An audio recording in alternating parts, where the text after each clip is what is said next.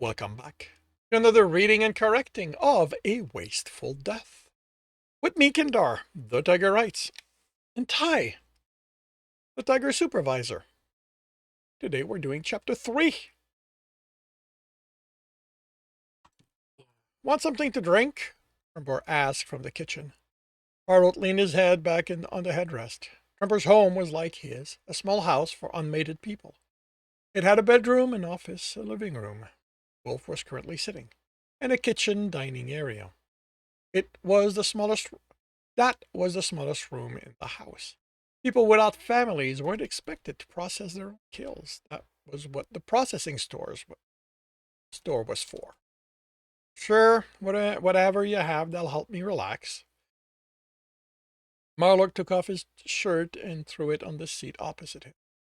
The lion's living room had a couch and two seats, all of them plush and covered in a natural tan hide. A vid unit hung on the wall, and pictures of his family were arranged around it, most of which were of young cubs. This is what you need. Trevor appeared in the doorway and lobbed a can at him. Marlowe caught it and read the label. Alcohol wasn't his first choice, but it would indeed help him relax. Pressed a claw in the top and was rewarded with a spray on his face and chest. The laughter of a lion. Thanks a lot, Marlowe growled. Like I need this after the day I've had.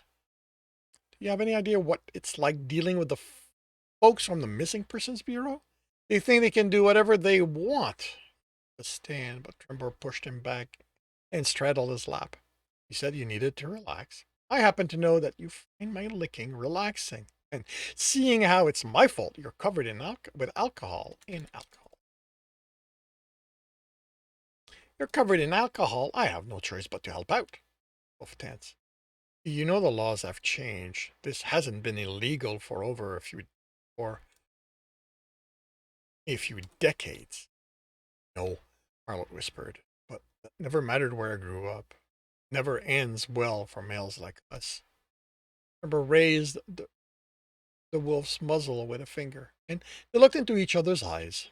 This wasn't a new reaction, although each time Tremor hoped. Holy, each time, yeah, I've just noticed possible point of view shift. Each time Trembor hoped for something different. He nodded and got off him. Marlowe caught his arm. I didn't mean it like that. It's just the two of us here, so it's fine. Pulled the lion back to him. Trembor fell on his lap. Biz, isn't it? He leaned in and licked Marlowe's muzzle. Right, but there's a condition. You're spending the night. I can't, Marlowe replied, his voice quivering. I have to go back to my place. We can't have people talk. Replaced a finger on his lover's lip. This isn't negotiable. If we start this, you're spending the night. His voice was soft but firm.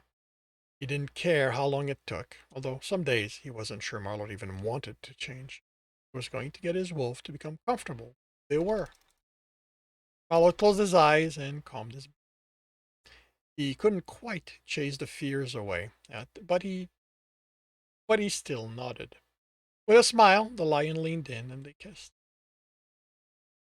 Marlowe came awake as Trembor shifted. As Trembor shifted on the bed, reached for something on the headboard shelf, and then repositioned himself. Marlowe didn't open his eyes as he snuggled back against the lion's back. His lover's body felt so nice. He draped an arm over the lion and slowly ground again. All good. Good morning. The lion placed a hand on the wolf's arm and pulled a little closer. Is it? Marlowe's voice had a dreamy quality to it. Trembor was still slick from the play before they slapped, and the wolf easily slipped between the lion's cheek. Must be, Trembor said with a purr to his voice. I can feel someone's morning wood. Marlowe changed his angle as Trembor would. He pushed in and Trembor moaned loudly in pleasure. He threw a leg over the lion and pushed further in. When he stopped moving, he was almost all the way in. Trembor panted heavily. Oh, that's definitely not wood. Wood wouldn't feel anywhere near this wonderful.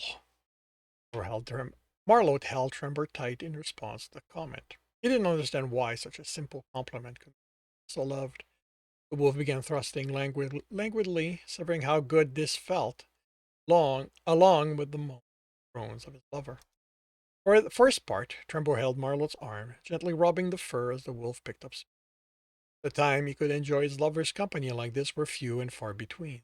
Typically, Marlot left for his own home as soon as they were done, leaving the lion to sleep alone.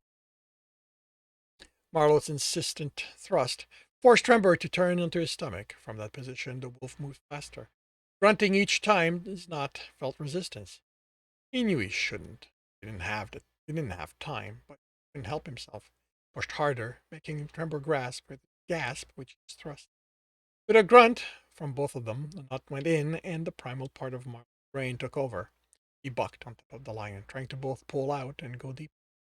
He leaped until his orgasm hit, and then collapsed over Trembor, his strength gone. I'm sorry. Marlot whined softly. I know I shouldn't have, but stopped myself. For a shrug. Shushed him gently. All right, I don't mind. I get to have you with me that much longer. Marlot opened his mouth to respond, but the words stuck in his throat. He buried his muzzle in the lion's mane and breathed assent. He couldn't say them, those three little words. Each time he thought about doing it, he remembered the last time he'd said them to someone, and how, later that day, his lover had been killed. His tail, which had been wagging behind him, dropped at the memory. His killers hadn't even tried to be discreet. They had proclaimed his killing. For a moment, it looked like they were going to be killed in retaliation. And then he hadn't been of predation age. But then they revealed he had been a tail raiser, and they were celebrated. Even the cub's family joined in the congratulation. Marlot didn't know how they had found out, but he was lucky they didn't know about him. He'd hoped that when the ID reached the registry, someone would do something about it, but nothing had happened. The age had been changed. The system thought he had been of predation age. That had been the day Marlot learned the system couldn't protect him. Promised himself he would never forget that day, those three words, and what those three words caused. Drinking his lover's smell, he forced himself to remember this wasn't the time of his youth or that backward community. That, as the lion said, was what they were wasn't a crime anymore. But he still couldn't get those three words to leave his lips. They held each other in silence, waiting for Marlot's knot to subside. Trevor raised his head, reached over to shut the alarm, and then did the same to his pad. Once enough time passed, Marlot pulled out. He went slow and did everything he could to be gentle. Given spent knot was still large. Most canine only had vestigial knots now, but he was one of the rare with a fully developed one. Remember wins when it finally popped out. Marlot rolled off the lion and sat on the edge of the bed, looking at the floor, so if he so wanted to tell his lion how he felt. When he looked up, Trembor was next to him, offering him his hand. Marlot took it and was pulled into a tight hug. Felt better when the lion released him.